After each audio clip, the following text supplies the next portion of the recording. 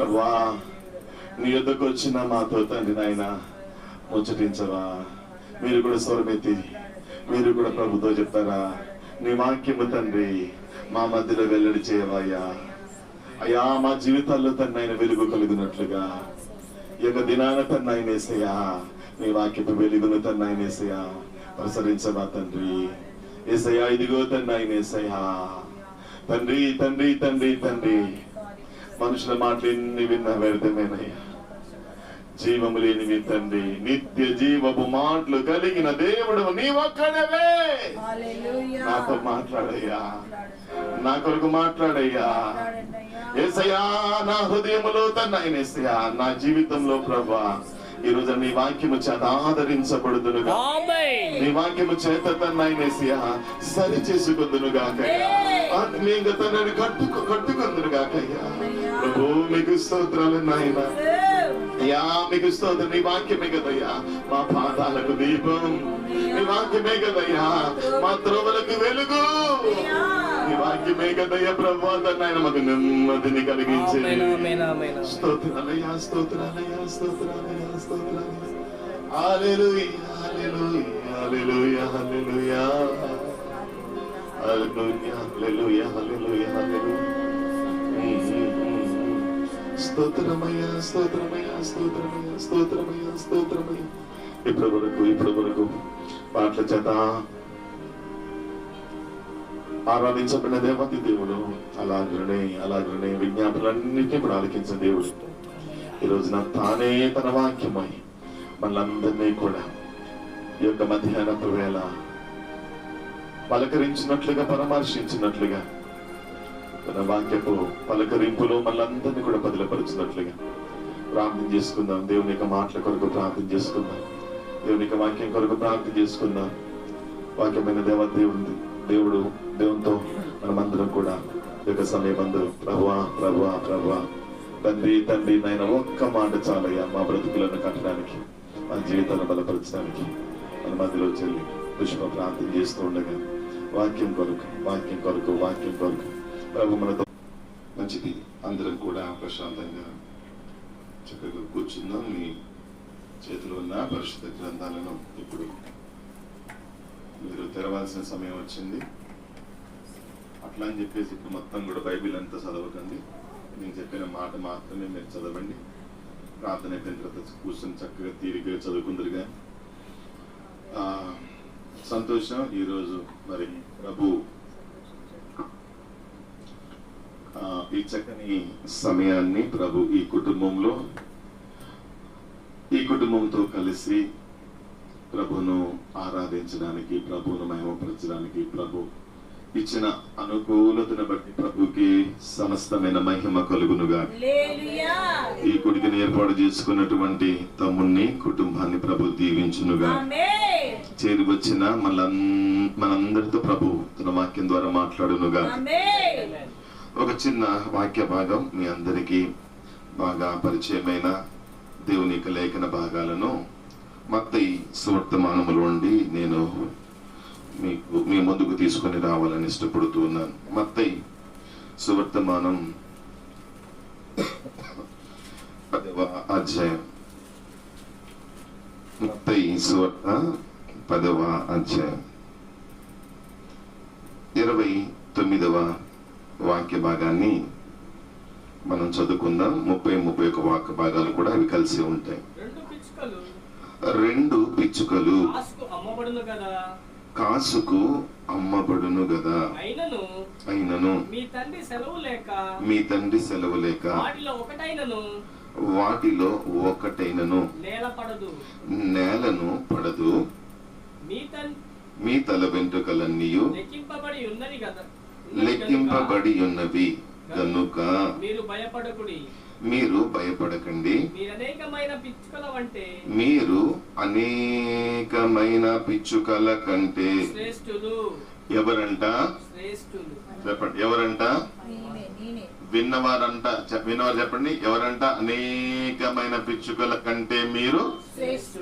ఆమేన్. చదవబడిన వాక్య భాగాన్ని ప్రభు మన వినికిడిలో దీవించునుగా. ఇక్కడ యేసయ్య చెప్పిన, ఇప్పుడు అందరూ జాగ్రత్తగా నమ్మకం చూడండి ఒకసారి తేటగా. ఇప్పుడు ఇక్కడే ఇంకా మీరు నా ముఖం చూసుకుంటూనే చివరి మాట ఆమెన్ అని చెప్పేంత వరకు మీరు ఇట్లానే చూస్తూ ఉండాలి, చక్కగా వింటూ ఉండాలి. యేసయ్య పిచ్చుకలను గురించి చెప్పారు. పిచ్చుకలు ఎంతమంది తెలుసు? పెట్టలు అంటారు. పెట్టలు తెలుసా మీకు? పిచ్చుకలు. ఓకే. యేసయ్య పిచ్చుకల గురించి చెప్పాడు. పిచ్చుకల గురించి చెప్తూ ఆయన అన్నాడు, మీరు పిచ్చుకల కంటే ఎవరంట? శ్రేష్ఠులు. పిచ్చుకల గురించి చెప్తూ మరి మీరున్నారు కదా, పిచ్చుకల కంటే కూడా మీరు శ్రేష్ఠులే. మనం ఎవరు అంట? పిచ్చుకల కంటే కూడా. చెప్పండి. నేను పిచ్చుకలన్నిటికంటే కూడా శ్రేష్ఠుని అని చెప్పండి. మీరు కూడా అంతే. మనము పిచ్చుకల కంటే కూడా. ఇది నువ్వు నేను అన్న మాట, అనుకునే మాట కూడా కాదు. ఎవరు చెప్పిన మాట? యేసయ్యే చెప్పాడు. మీరు శ్రేష్ఠులు. ఈ యొక్క వాక్య భాగంలో మరి పిచ్చుకల గురించి చెప్పాడు కదా. పిచ్చుకలు శ్రేష్టమైనవి కావా?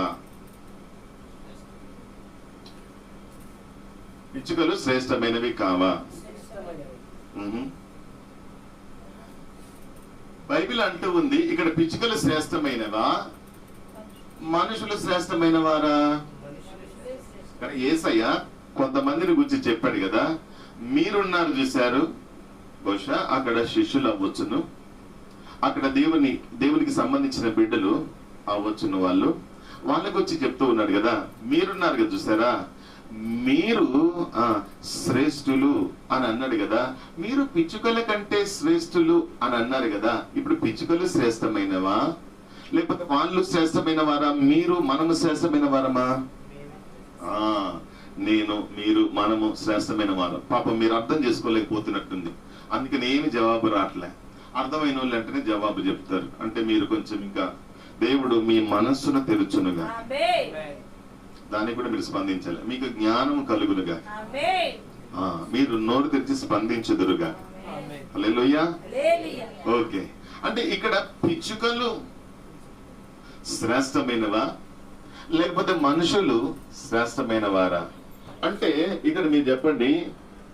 చదవబడిన వాక్య భాగంలో పిచ్చుకలు శ్రేష్టమైనవి కాకపోతే ఎందుకు దేవుడు పిచ్చుకల గురించి చెప్తాడు? పిచ్చుకలు కూడా శ్రేష్టమైనవే, కానీ వాటికంటే శ్రేష్టమైన వారు ఎవరు అంటే మీరే అన్నాడు. వాటికంటే శ్రేష్టమైన వారు ఎవరంట? వాటికంటే శ్రేష్టమైన వారం మనమే, నేనే, నువ్వే, మీరే, మీ కుటుంబాలే. హల్లెలూయా, హల్లెలూయా. ఈ యొక్క వాక్య భాగంలో మనం చూస్తే, ఈ వాక్య భాగంలో మనం ఏం చూస్తాం అంటే, ఎందుకు పిచ్చుకలు శ్రేష్టమైనవి, లేకపోతే పిచ్చుకల కంటే కూడా మీరు శ్రేష్టమైన వారు అని అన్నారు కదా.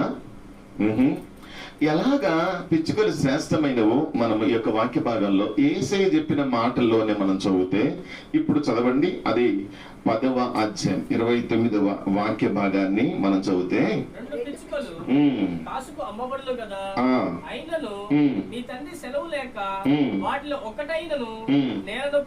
హల్లెలూయా, హల్లెలూయా, హల్లెలూయా, హల్లెలూయా. ఇక్కడ ఏం చెప్పబడుతుందంటే, పిచ్చుకల కంట దేవుని యొక్క సెలవు అనేది అంట దేవుడే సెలవిస్తున్నాడు. దేవుని యొక్క సెలవు ఉందంట. స్తోత్రం కలుగునుగా. దేవుడు అంట అక్కడ ఏం చెప్పబడుతుంది? పిచ్చుకలు రాలి పడ్డాలన్నా, పడి ప్రాణం పోగొట్టుకోవాలన్నా ఎవరి సెలవు కావాలా? పిచ్చుకలకు అంటే అవి ఎంత శ్రేష్టమైనవి చూడు. దేవుని దృష్టిలో, మనుషుల దృష్టిలో దాని పరిమాణం చిన్నదిగా ఉండొచ్చును. మనుషుల దృష్టిలో అవి రెండు కూడా ఒక్క కాసుకే అమ్మబడుతున్నవిగా ఉండుండొచ్చును. కానీ వాక్యం తెలియపరుస్తా ఉంది ఏంటిదంటే, దేవుని యొక్క సెలవు, గాడ్స్ విల్, దేవుని యొక్క చిత్తం, దేవుని యొక్క చిత్తాన్ని అవి కలిగి ఉన్నటువంటి పిచ్చుకలు అయి ఉన్నాయి. స్తోత్రం కలుగును గాక. చెప్పండి హల్లెలూయా. చూడండి, ఈ రోజున స్కూల్కి పిల్లలు వెళ్తే, అమ్మా మీరు కొంతమంది స్కూల్కి బడికి పోయిన వాళ్ళు కాబట్టి, స్కూల్కి వెళ్ళిన వాళ్ళు కాబట్టి మీలో కొంతమంది తెలుసు. స్కూల్కి పిల్లలు వెళ్ళిన తర్వాత పిల్లలు అక్కడికి వెళ్ళి అని తలుపు తీసుకుని వెళ్ళరు, బయటికి వెళ్తారా? మీరు వెళ్ళారా? వెళ్ళరు, వెళ్ళకూడదు కూడా. అది అప్పుడు ఏమంటారు అంటే, వాడు కూర్చున్నాడు ఎలా నిల్చొని సార్ అంటాడు, లేకపోతే సార్ అంటాడు. అంటే ఏంటిది? సార్ కదా వాడు అంటాడు. మీరు చెప్పండి, మనకి అర్జెంట్ అయినా వాడు అర్జెంట్ అని ఊరుకుంటూ వెళ్తాడా?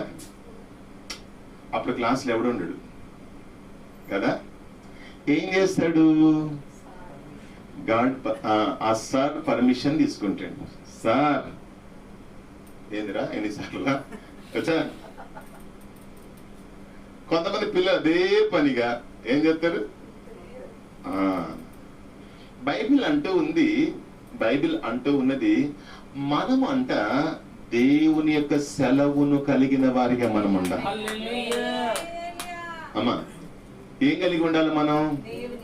మనం ఏమన్నా తెలిసిన, అయ్యా నువ్వు సెలవిస్తే అంటే, ఈ రోజున దేవుడు పర్మిషన్ ఇస్తే, దేవుడు అనుమతినిస్తే, దేవుని చిత్తమైతే, ఈ రోజున దేవుని చిత్తానికి నువ్వు ప్రాధాన్యత ఇస్తున్నావా? నీ సెలవు చొప్పునేనయ్యా నేను నడుచుకుంటాను అని నువ్వు అంటున్నావా?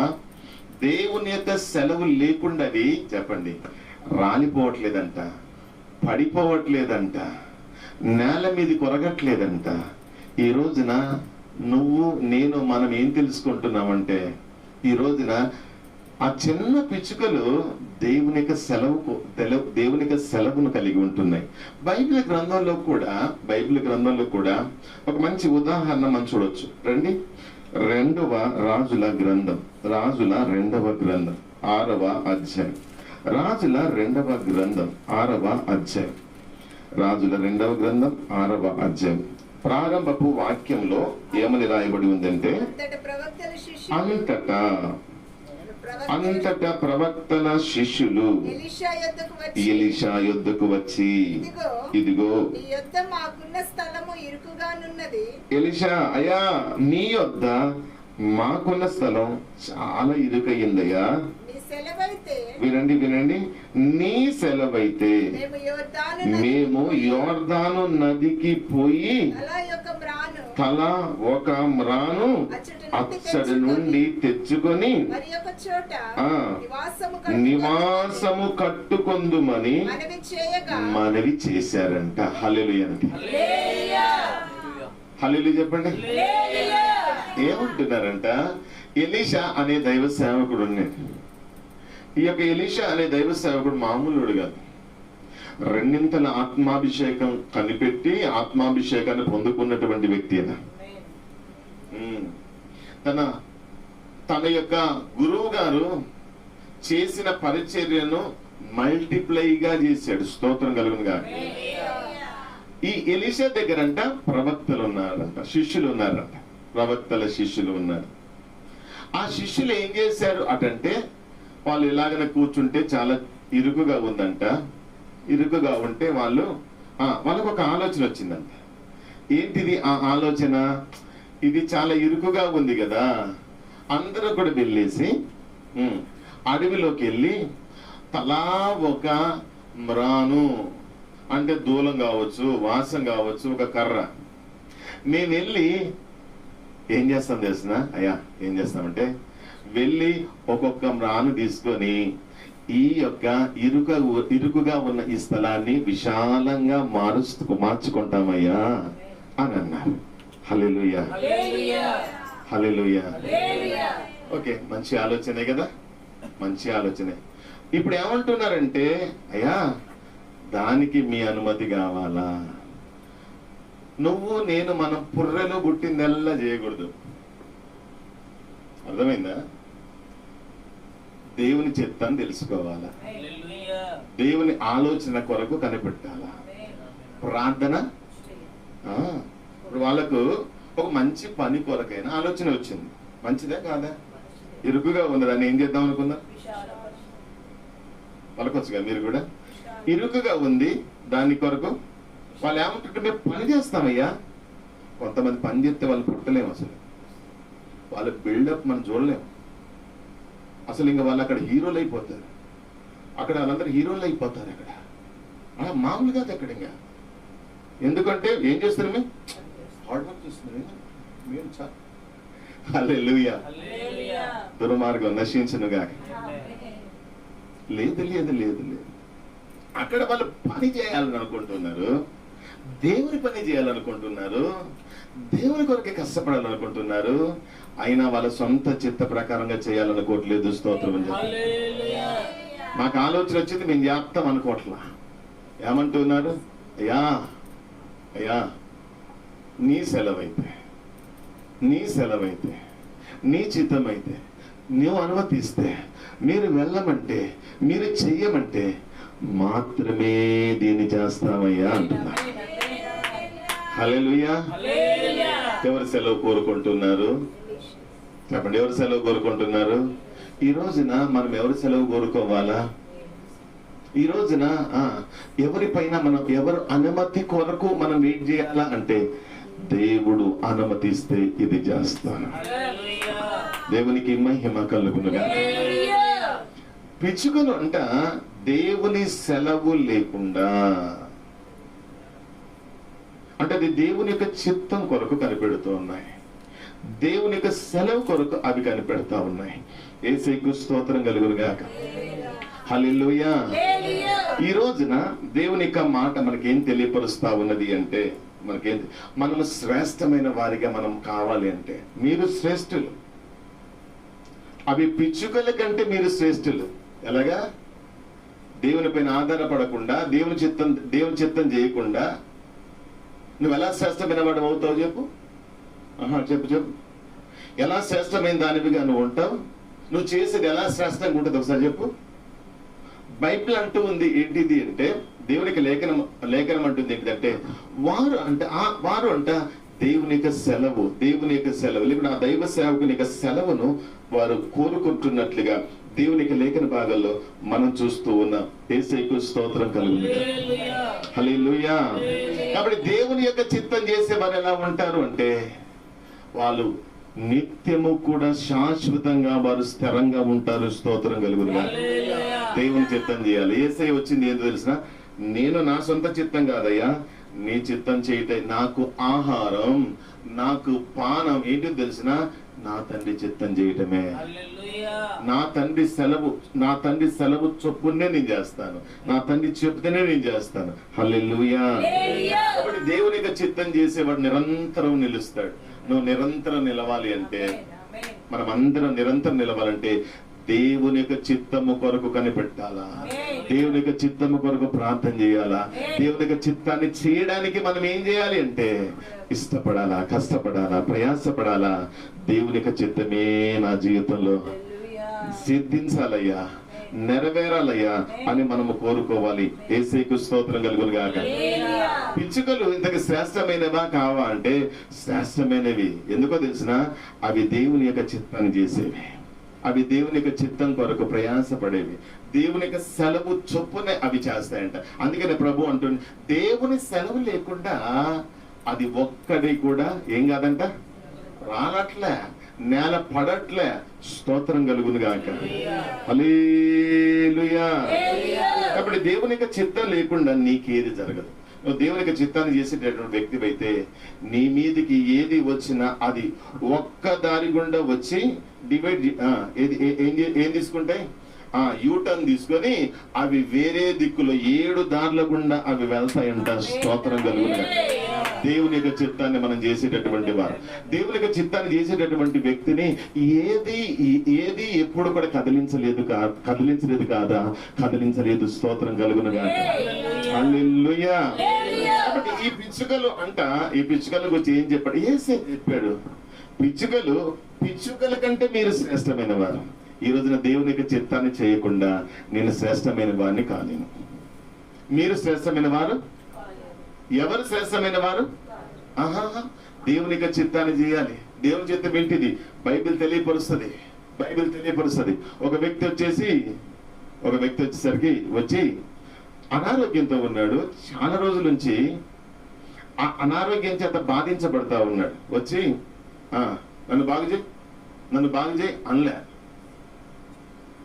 మనం అడుగుతాం దేవుని దగ్గర, తీసేయి ప్రభువా, ఇది ఉండొద్దు ప్రభువా, నన్ను దీవించు ప్రభువా అని అంటారు. అది దేవుని చిత్తం కాదేమో. నువ్వు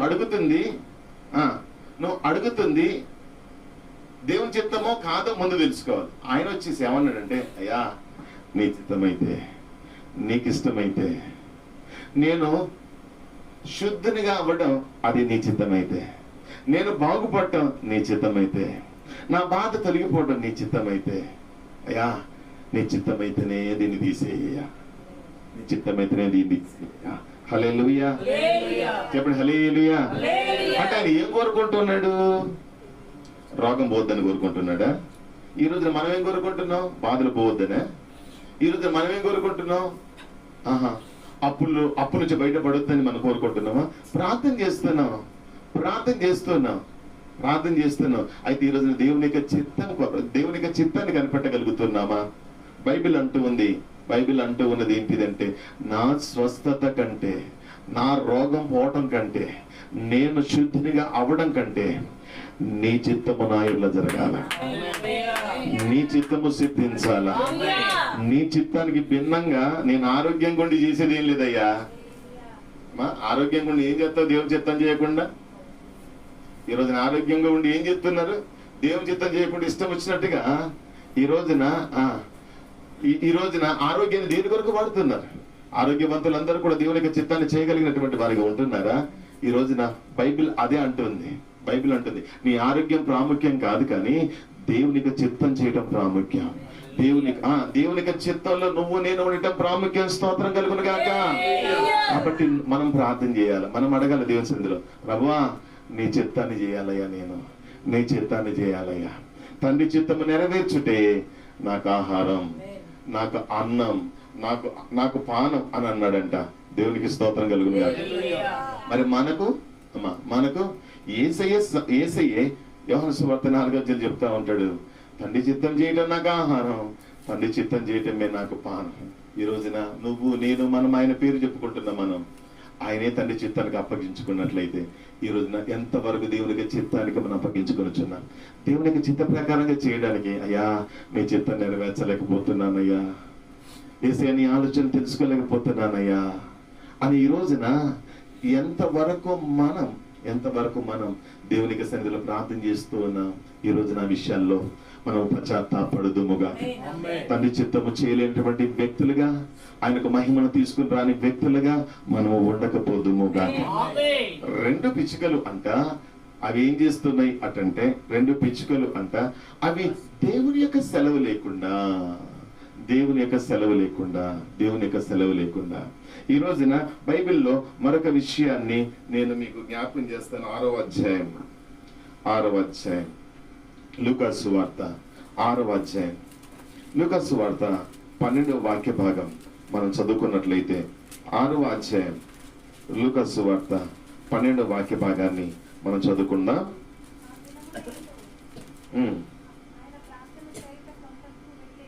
కాదు, అందుకు పిచ్చుకలు ఎక్కడ ఎన్నో వాక్యం? 12 సారీ అమ్మా, 6:12 కాదు, 12:6. 5 పిచ్చుకలు 2 కాసులకు అమ్మబడును కదా. 2 కాసులకు 5 పిచ్చుకలు అమ్మబడుతాయి కదా. అయినను వాటిలో ఒక్కటైనను, వినండి, అయినను వాటిలో ఒక్కటైనను దేవుని ఎదుట మరవబడట్లేదంట. స్తోత్రం.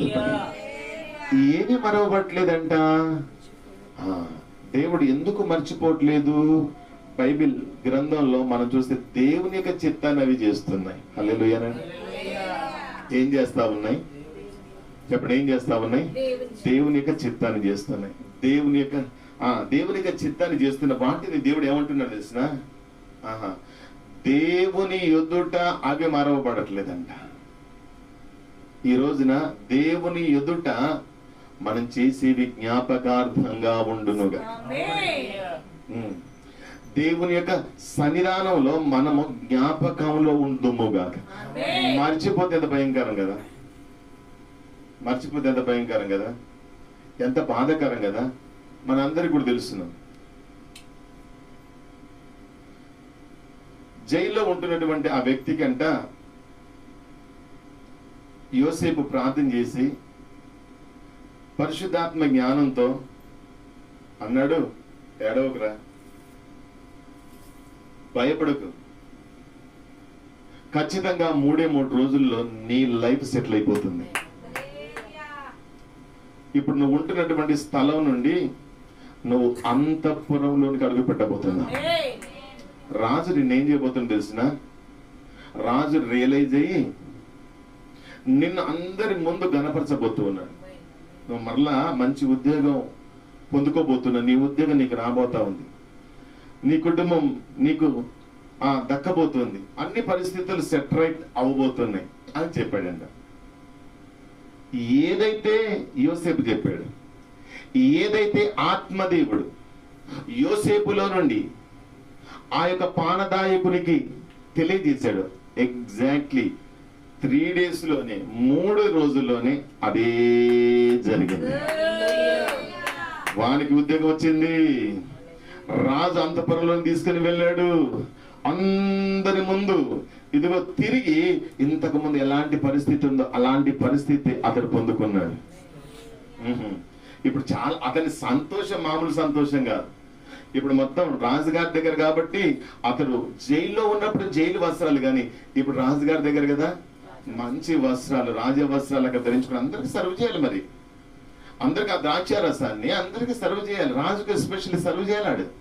కాబట్టి ఇప్పుడు ఏం చేస్తుంటే అతని స్థితి అంతా కూడా మారిపోయింది. ఇంతకుముందు విచారంగా ఉండేటోడు ఆ జైల్లో, బాధతో ఉండేవాడు ఆ జైల్లో, భయంతో ఉండేవాడు ఆ జైల్లో. కానీ ఆ భయం అంతా ఇదిగో దేవుడు తీసేసాడు. స్తోత్రం కలుగును గాక. ఇప్పుడు మంచి స్థితిలోకి వచ్చాడు. ఇప్పుడు అయితే ఏం జరిగింది అంటే, ఎవరైతే నీ పరిస్థితులు 3 రోజుల్లో ఎలాగ మారిపోబోతున్నాయి,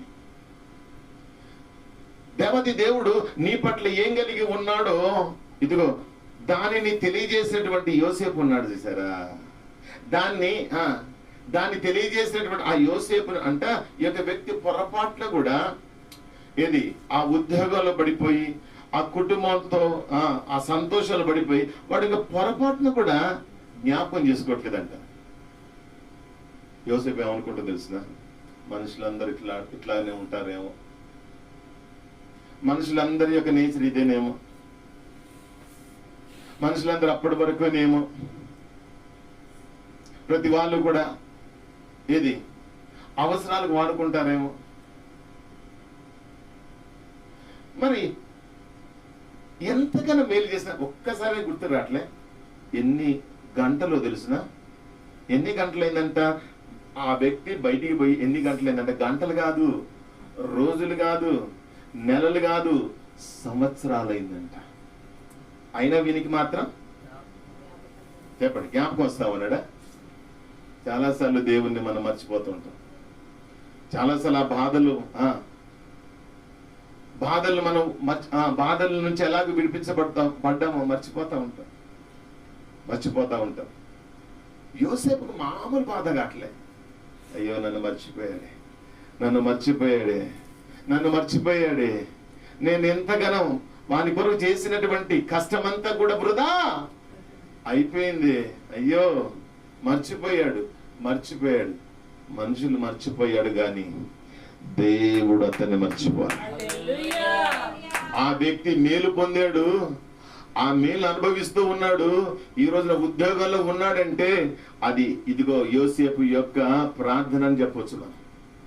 యోసేపు దేవుని యొక్క సన్నిధానంలో అతను చేసిన పరిచర్య అతను ధైర్యపరిచి, ఏం పర్లేదు నువ్వు డిస్కరేజ్ అవ్వకు, అతని ఎంకరేజ్మెంట్ కావచ్చు.